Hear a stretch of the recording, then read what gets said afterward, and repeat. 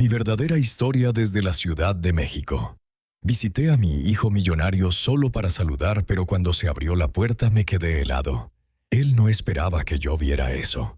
Lee hasta el final para descubrir cómo el amor paterno puede ser robado y comparte si toca tu corazón, porque historias como esta nos recuerdan la fuerza de las raíces profundas de la familia. Recogí los limones maduros bajo el sol abrasador de la Ciudad de México, cada uno redondo y dorado, como en los viejos tiempos cuando el chico era pequeño.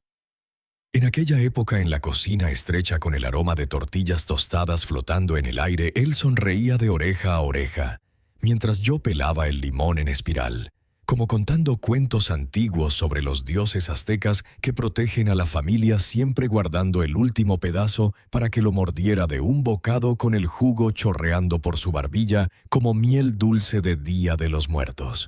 Pensé tontamente que aunque ahora era un gran señor con maquillaje social reluciente y portadas de revistas famosas en lo profundo, aún había espacio para su viejo padre, para esos recuerdos simples.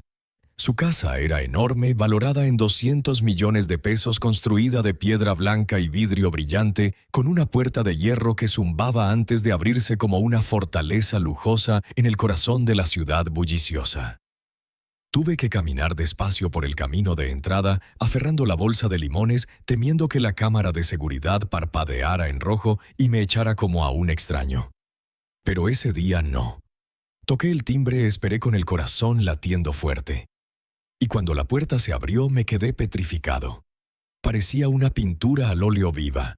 No el hijo que crié con cupones de comida y cuentos para dormir bajo la luna, sino alguien completamente diferente, ajeno. Llevaba un chaleco blanco a medida perfecto, labios pintados de rojo intenso que lo hacían parecer como si nunca hubiera conocido la pobreza o las noches largas de hambre. Sus ojos, ojos como los míos, me miraron con un miedo que pasó como un rayo reemplazado por un desprecio afilado como una navaja cortando el aire. «¿Qué haces aquí?», susurró apresurado, en pánico, con voz temblorosa como el viento de verano azotando las calles. «¿Por qué no llamaste antes? No puedes estar aquí». Abrí la boca para responder, pero no me dio oportunidad, mirando nervioso hacia atrás. Su voz me cortó antes de que pudiera ofrecer los limones. «¿Quieres arruinar mi carrera?», siseó en voz baja con la cara enrojecida. «¿Sabes a quién recibo hoy? La prensa está adentro. Inversionistas. Gente que cree que crecí de la nada. Tipos que piensan que mi padre murió cuando yo tenía 6 años». Lo miré fijamente con el corazón apretado. «¿Qué?». Cruzó los brazos, voz aguda. «No me mires así. Lo sabes bien. Ya no eres parte de mi historia. Eres una carga». Una carga. Esa fue la palabra que usó, resonando como un trueno en mi cabeza. No padre, no visitante, ni siquiera error. Una carga. Luego se inclinó, voz temblando, no de tristeza sino de rabia furiosa. «No me llames tu hijo. Soy el resultado del esfuerzo de la ambición. Tú fuiste solo un accidente biológico del que escapé». No solté la bolsa. Aún no. Mis manos estaban firmes, callosas por años de limpiar pisos de hospital y plantar verduras en el pequeño jardín trasero. Me quedé quieto, aferrando el único regalo que traía, con el aroma de limón flotando como un recordatorio de días pasados. Justo entonces me empujó. No lo esperaba. No de él, no frente a esa entrada impecable. Pero me dio un empujón fuerte, la palma plana contra mi hombro, como espantando a un fantasma indeseado. La fuerza me hizo tambalear. Caí hacia atrás, rodé por los escalones de piedra lisa y aterricé con un golpe doloroso en el camino, el codo chocando contra el concreto como fuego ardiente. La bolsa de limones se rasgó. Rodaron por todas partes, rebotando por la pendiente como piedras furiosas en las calles de Guadalajara, el sonido retumbando en mis oídos. Algunos rodaron a la calle, otros se rompieron el jugo, oscureciendo el concreto, el olor a ácido dulce, extendiéndose mezclado con el dolor. No se movió para ayudar. En cambio, miró atrás preocupado, no por mí, sino por si alguien dentro había visto la cara pálida, como si viera un fantasma a plena luz del día. Levanté la vista, el codo latiendo de dolor, las rodillas adoloridas por la caída, pero miré arriba y vi su rostro calculador, frío como el hielo. Luego soltó una risa despectiva como si yo fuera un insecto molesto. Y así cerró la puerta de golpe, el sonido como un trueno. Detrás de esa puerta oí su voz regresar alegre y radiante como si nada hubiera pasado. La risa para la prensa, cumplidos corteses, el tintineo de copas de tequila resonando. Al otro lado de la calle, un vecino viejo espió por las persianas. Se detuvo dudoso observándome desde detrás del vidrio, quizás recordando mis visitas anteriores. Me puse de pie despacio. Mi cadera dolería después. Recogí la bolsa de papel rasgada ignorando la fruta. Que se pudra aquí, pensé. Que la vea desde las ventanas y se pregunte si ese olor evoca algún recuerdo. No volví a tocar. No grité. No lloré. Pero me fui sabiendo una cosa clara. El chico detrás de la puerta no era mi hijo. Era algo más, y lo acababa de conocer por primera vez. La puerta se había cerrado en mi cara, pero no me moví. Aún estaba en los escalones cuando vi la manija de bronce girar. La puerta se entreabrió como si la casa exhalara. Él no me vio. Me escondí a un lado, un escalón abajo, detrás de la columna de piedra cerca de los arbustos, pero lo vi todo. Un anciano salió, cabello plateado, ojos de abuelo bondadosos. Llevaba un chal de lana delgado y aretes de perla que brillaban bajo el sol. Parecía gentil, frágil, del tipo que los vecinos llaman abuelo querido en el mercado local. Tomaba la mano de mi hijo y entonces lo oí decir: «Este es mi padre», anunció mi hijo al grupo de reporteros parados justo más allá del vestíbulo. Me quedé helado. «Perdió todo para criarme», continuó. «Vagué entre orfanatos, pero él nunca se rindió. Trabajó 3 empleos para enviarme a la escuela, y cuando entré a la Universidad Nacional vendió su anillo de bodas para comprarme el boleto de autobús». Las cámaras chasqueaban. La multitud murmuraba. Vi a alguien secándose los ojos y yo estaba afuera, invisible. No peor que invisible, reemplazado. Ese anciano con la sonrisa cálida y manos temblorosas. Sonrió y asintió tímidamente a las cámaras. «Siempre creí en él», dijo apretando la mano de mi hijo, aunque el mundo no lo hizo. Sentí el pecho apretarse, las piernas querían fallarme. Conocía esta actuación. La había vivido de verdad, pero ahora alguien más la representaba en un escenario mayor para gente que nunca sabría la diferencia. Mi hijo se volvió a las cámaras. «Él es la razón por la que creé sanación desde la nada», dijo con voz quebrada ligeramente, «porque sé lo que es empezar la vida sin red de seguridad, y sé cuán poderoso es cuando alguien te da amor que no mereces». El anciano secó sus ojos con un pañuelo. «Lo merece todo». Se abrazaron y yo me quedé temblando. Esa era mi vida. Estaban recreando mi sacrificio, mi lucha. Yo fui quien limpió sangre de pisos de hospital en turnos nocturnos para comprar sus libros. Yo fui quien cosió sus uniformes escolares con dedos callosos por trabajar en la caldera de lavandería en el calor sofocante del verano. Yo fui quien lo amó feroz y silenciosamente, sin escenario ni audiencia. Pero no era yo en esa casa. Les había dicho que morí cuando él tenía 6 años. 6. Ese año se cayó de los columpios y se rompió la muñeca. Dormí en la silla del hospital 2 noches porque tenía miedo de estar solo. Aún recuerdo cómo lloró cuando cortaron la manga de su camisa favorita para el yeso. Prometí coserle una nueva. Y lo hice, pero ahora nada importaba. Había reescrito la historia y me mató en el proceso. Lo peor me reemplazó con una versión mejor, un rostro más suave, una voz más dulce, un amor más fotogénico, alguien que decía las cosas correctas sin crudeza. Alguien que nunca lo regañó por estudiar o lloró en el baño cuando el cheque de renta rebotó o se golpeó la mano por raspar sobras de bandejas de hospital para alimentar al niño. Ese anciano no merecía ser llamado padre, pero lo era de todos modos. Y yo, quien llevó a su madre 9 meses desgarrando mi cuerpo para traerlo al mundo. Fui editado como un error tipográfico. Me retiré despacio antes de que la puerta se cerrara. No quería que me vieran ni él, ni los fotógrafos, ni el actor fingiendo ser lo que soy. No tendría la decencia de avergonzarse. Volví a la acera. Las piernas temblaban. Las palmas ardían por la caída anterior, pero apenas lo sentía. Dentro de la casa vertían vino y chocaban copas. Mi hijo hacía creer al mundo que surgió de las cenizas, pero esas cenizas eran yo. No fui a casa de inmediato. Vagabundié. Me senté en una parada de autobús con un banco de plástico roto mirando a extraños apresurados. Padres tirando de mochilas de niños abuelos, ayudando a nietos con cordones de zapatos. La vida a mi alrededor como si yo fuera el muerto. Cuando volví a mi casita encendí la tele. Ahí estaba de nuevo mi hijo, en un programa matutino sentado en un sofá blanco junto al mismo anciano. La pantalla decía de orfanato a fortuna el poder del amor paterno. El anfitrión se inclinó manos juntas. «Entonces tu padre regresó después de tantos años». Mi hijo asintió solemnemente. Me encontró justo antes de que perdiera la esperanza. Siempre supe en lo profundo que volvería. El anciano a su lado apretó su mano. Miré fijamente la pantalla.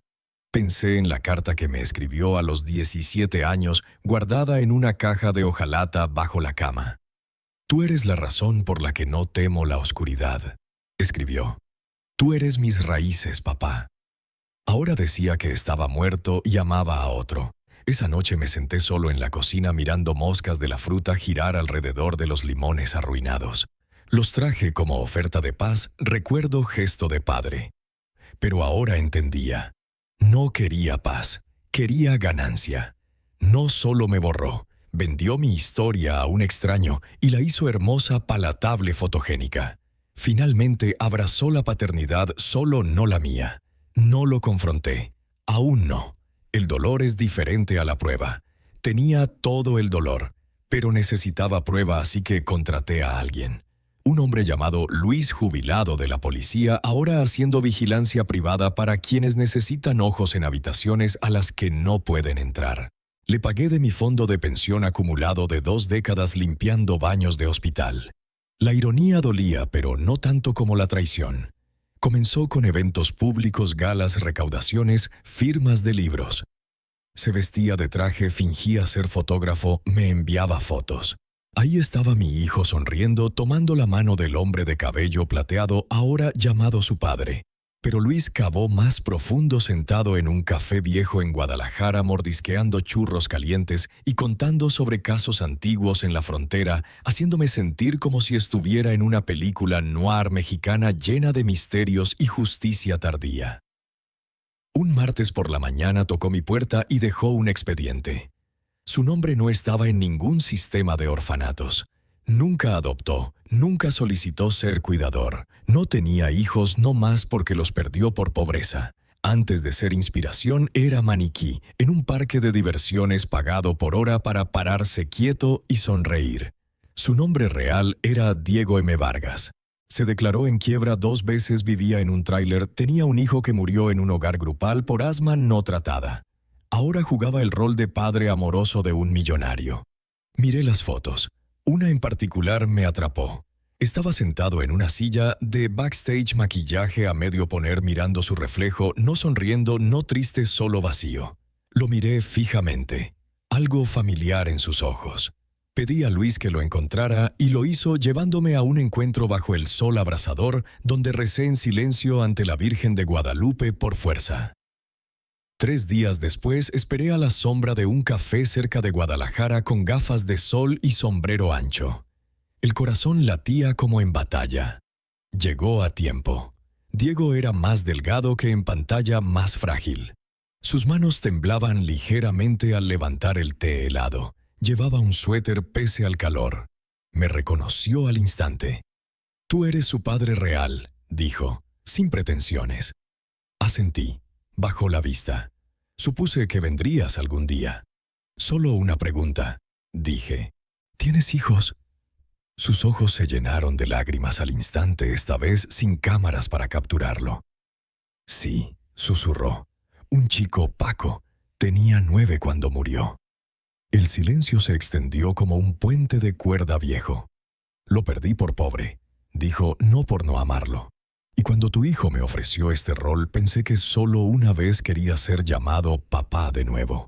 No pude odiarlo. Lo odié en pantalla cuando abrazaba a mi hijo y usaba mis recuerdos como perlas. Pero aquí, bajo el calor y la honestidad de la tarde, lo vi por lo que era. No un ladrón, sino un fantasma como yo. «No te culpo», dije en voz baja. «No eres quien me descartó». Asintió, lágrimas rodando. «Me dijo que te fuiste», susurró, «que moriste en prisión, que estaba solo». Negué con la cabeza. «Nunca me fui, nunca lo abandoné, solo necesitaba una historia mejor». No hablamos por un rato. Alparting apretó mi mano. No en disculpa, no en culpa, sino en reconocimiento. Esa noche en casa abrí la carpeta que no había tocado en años. Recortes, recibos, carta del banco mostrando que cofirmé sus préstamos estudiantiles, una foto borrosa de mí fuera del dormitorio con un paquete de cuidado. Luego llamé a alguien. Su nombre era Rafael Gómez, periodista pequeño, pero con voz grande. Una vez publicó un exposé sobre mi hijo acusándolo de plagiar su charla TED de un orador menos conocido. Lo demandó, lo silenció, pero recordaba su artículo. No tenía miedo. Así que llamé y cuando contestó dije, «No me conoces, pero soy el hombre de tu historia. Soy su padre». Pausó. El muerto. Sonreí aunque dolía. Ya no. Volví a casa en silencio. Sin música dramática, sin confrontación en la puerta, solo yo y el polvo de años pegado a la piel. Cerré la puerta, corrí las cortinas, me paré en medio de la sala pequeña. Luego fui al dormitorio trasero. Bajo la cama había una caja de hojalata oxidada rayada doblada en una esquina. Antes contenía galletas cuando trabajaba noches en el hospital. Tipo baratos, siempre rancias cuando tenía 5 minutos para comer. La guardé porque se convirtió en algo más. Un tesoro, un lugar para almacenar cosas que no podía permitirme olvidar. Me senté en el piso y la saqué. La tapa chirrió y allí estaba la verdad. No en contratos o emails, sino en tinta, tela, crayones. Lo primero fue la carta. La escribió la noche que recibió la aceptación a la Universidad Nacional. El papel delgado, ahora bordes enrollados, escritura desordenada, mitad cursiva, mitad impresa, escrita en excitación e incredulidad. Papá decía, entré, no sé cómo agradecer. Sin ti estaría muerto o peor. Nunca me dejaste caer, nunca. Te debo todo, te haré orgulloso. Espera y verás. Había un corazón al final. No perfecto, torcido, pero real. Bajo la carta un bulto de tela pequeño, camisa vieja rasgada en el cuello. El azul desvaído que recordaba uniforme del hospital del condado usado la noche que fue hospitalizado por neumonía.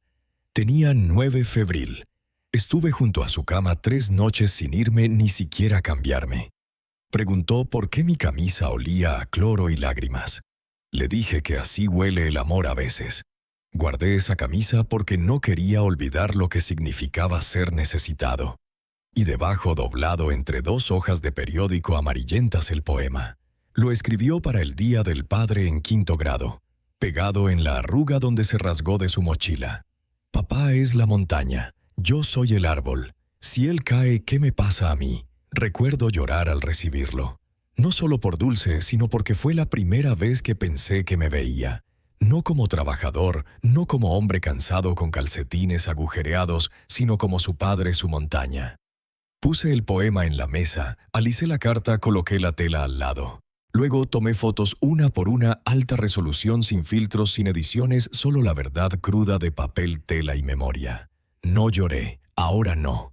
Ya había llorado hace mucho, cuando aún pensaba que el amor bastaba para protegerme del olvido. Ahora tenía algo más fuerte que el duelo. Tenía prueba. Abrí la laptop. Busqué cada empresa listada como patrocinador en su sitio web. Cada inversionista que apoyaba públicamente su fundación, cada embajador de marca que usaba su nombre en campañas de superación. Escribí el mismo mensaje corto a cada uno, adjunté archivos, etiqueté cada imagen y agregué una línea al final. Si invierten en una historia de padre muerto, al menos deberían saber que aún vive. Luego envié uno por uno con manos temblorosas pero decididas, como rezando por justicia. Al terminar, me recosté en la silla. La caja de hojalata estaba vacía ahora. Los recuerdos estaban en el mundo, finalmente vistos, oídos. No por piedad, sino por prueba. No esperaba que el mundo se importara. Envié no para exponerlo, sino para recordar a alguien cualquiera que existía que importaba que no había muerto en silencio en el fondo del cuento de hadas de otro, pero el mundo sí se importó. Comenzó pequeño. Una cuenta anónima en Twitter publicó mi carta. Esto supuestamente es del padre real del CEO de Sanación desde la Nada, Carlos Ramírez. Si es cierto, toda su marca es una mentira. Horas después en Reddit. Luego Facebook, un podcast llamado Colapso Narrativo, y el dique se rompió. El titular viral, El padre muerto está vivo y guardó cada palabra que su hijo escribió. Usaron las fotos que envié, la carta, el poema, incluso la camisa rasgada. Alguien mejoró la escritura para probar que coincidía con notas antiguas de la secundaria de Carlos. Pero lo que lo destrozó todo fue el video. No mío, no, de mi teléfono viejo que apenas graba sonido. De la vecina de enfrente. Tenía cámara de timbre. Y cuando Carlos me empujó, cuando la bolsa de limones se rompió y caí al pavimento, la cámara lo captó todo. La fuerza, la furia sin vacilación. No miró atrás. Pisó sobre mí. La vecina lo envió a una estación local. Lo transmitieron esa noche. Por la mañana, 10 millones de vistas. Internet explotó. Hashtags iluminados. No está muerto. Justicia para el padre real / limones. No mienten. La gente estaba enojada. No solo por el empujón, sino por creer la mentira. Compraron libros, usaron camisetas, asistieron a retiros. Lloraron con Carlos en la tele mientras contaba crecer sin padre. Ahora sabían la verdad y el mercado reaccionó. Las acciones de su compañía cayeron 63% en una semana. Patrocinadores mayores se retiraron. Marcas de cosméticos, cadenas de spas, compañía de equipo de yoga de lujo. Firmas de relaciones públicas emitieron declaraciones distanciándose de narrativas familiares fabricadas sobre pérdida. Comentarios salvajes. Si así trata a su padre real, ¿qué sanación vende? Reemplazó a su padre como un accesorio. Asqueroso. Creí en él. Me siento engañado. Tiré su memoir, construido sobre un cadáver que inventó. Cada vez que abría el inbox, más capturas de pantalla. Amigos extraños, mujeres que lo siguieron años, ahora reenviando disculpas no para mí, sino por mí. Sin embargo, Carlos guardó silencio. Sin disculpa, sin declaración, no contactó ni por abogado ni asistente. En cambio, desapareció de la vista pública. Luego reapareció en un tour de control de crisis en podcasts de PR, llamadas de inversionistas, Zooms cerrados. Culpo a malentendidos emocionales de un pasado complicado. Dijo, el hombre en el video es alguien que conocí. Me dijeron que murió hace años. Ya lo lloré. Nunca dijo la palabra padre ni una vez, pero oí de alguien dentro, una empleada joven que lo siguió desde el principio. Me mensajeó anónimamente. Renuncié, escribió. Creí en él, pero tú eres la montaña. Esas palabras me rompieron, no de dolor sino de alivio. Por tanto tiempo llevé el peso de ser invisible. Ahora finalmente alguien me vio. No como escándalo, no como footage, sino como siempre fui su padre. No acepté entrevistas, no fui a talk shows. Rechacé ofertas de documentales. Que él necesite el spotlight, solo quería ser recordado, de verdad. Los titulares volvieron. Esta vez no sobre mí, esta vez sobre él, no Carlos. Su padre, el que tomaba la mano de mi hijo en escenarios, entrevistas, capítulos de memoir bestseller escritos con recuerdos de otro. El padre falso de Carlos Ramírez desaparece después de desfalcar 100 millones de pesos de fondo de caridad. Dijeron que vació cuentas ligadas a la fundación de becas Sanación desde la Nada. Transferencias nocturnas a través de Panamá. Sin rastro desde entonces. Se fue como un fantasma que nunca perteneció a la historia que fue contratado para interpretar. La prensa se lanzó a su pasado. No tomó mucho. Su nombre no era Diego Vargas, era Eduardo José López. Usó 5 alias en los últimos 20 años. Y lo había hecho antes. 3 CEOs, otros 3 historias de reencuentro milagroso, 3 campañas de millones de pesos, envueltas en pérdida, redención e imagen tierna de un padre encontrado tarde. Cada vez el CEO afirmaba haber perdido al padre en la infancia. Cada vez Eduardo entraba solo para fotos para la narrativa hasta que tomaba algo y desaparecía. Siempre con quienes crecieron anhelando simpatía y la encontraron más útil que la honestidad. Siempre con quienes veían la paternidad como accesorio. No era estafa de dinero, era estafa de memoria. Y Carlos fue estafado. El mismo hombre que pagó para reemplazarme nunca fue real. Recibí una carta esa semana no de mi hijo, de Eduardo. Sobre rasgado sin dirección de retorno, solo mi nombre en cursiva temblorosa. Dentro una hoja de papel de hotel de Cancún. La nota decía: nunca fui su padre. Nunca quise serlo, pero quise sentir solo una vez lo que significa ser la razón de sanación de alguien. No espero perdón, pero quiero decir que si tuviera un hijo desearía que fuera como tú. Sin firma, solo postdata. Nunca fuiste el fantasma en esta historia. Fuiste el ancla. Y las anclas no ruegan ser vistas, solo sostienen. Doblé la carta despacio. Afuera el viento de la tarde mecía el limonero que planté hace tiempo de las semillas de la fruta que rodó cuando me empujó. Me senté en silencio pensando en Carlos, no en ira sino en realización. No solo perdió su imagen, perdió al único padre que le quedaba aunque falso. Ahora estaba solo, justo como siempre afirmó. Pero esta vez era verdad. El teléfono sonó a las 3:07 a.m. Ya estaba despierto. A mi edad el sueño visita como un vecino impredecible. Miraba el techo escuchando el viento susurrar por las grietas de la ventana cuando el sonido cortó el silencio. No reconocí el número, pero sabía quién era. Contesté sin palabras al principio, solo respiración superficial. Hesitación, luego papá. Su voz hueca pequeña. Voz de niño no millonario, no marca, no CEO. Solo un chico asustado llamando en la oscuridad. Sé que es tarde, susurró. Sé que no merezco llamar, pero no sabía a quién más recurrir. Me quedé callado. Me demandan, continuó. La junta se retira. El fisco excava todo. Necesito pagar daños o congelarán mis cuentas. Silencio de nuevo, luego casi inaudible. Papá, dicen que tienes dinero. Lo dijo como pregunta, como incierto si el hombre que empujó al suelo tenía poder para levantarlo. Tenía razón sobre el dinero. En 1995 compré un terreno a lo largo de la costa de Baja. Entonces nadie se interesaba en esa orilla rocosa demasiado áspera, demasiado remota.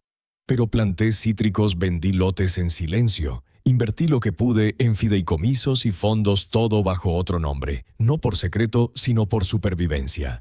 Ese terreno ahora vale 26,000 millones de pesos. ¿Lo sabía, lo calculó o alguien lo hizo por él? Papá, dijo de nuevo. Por favor, ayúdame a arreglar esto. Haré lo que sea. Lo enmendaré. Te traeré a la compañía. Yo... Me paré en la ventana mirando afuera. El limonero alto bajo la luna. El que planté de una semilla, la única de un limón que rodó cuando me empujó. Lo recogí esa noche y lo traje a casa. Tierra aún pegada a la piel. Sequé las semillas, elegí una, le di una segunda oportunidad y ahora da fruto. A pesar de todo, creció. Siguió hablando.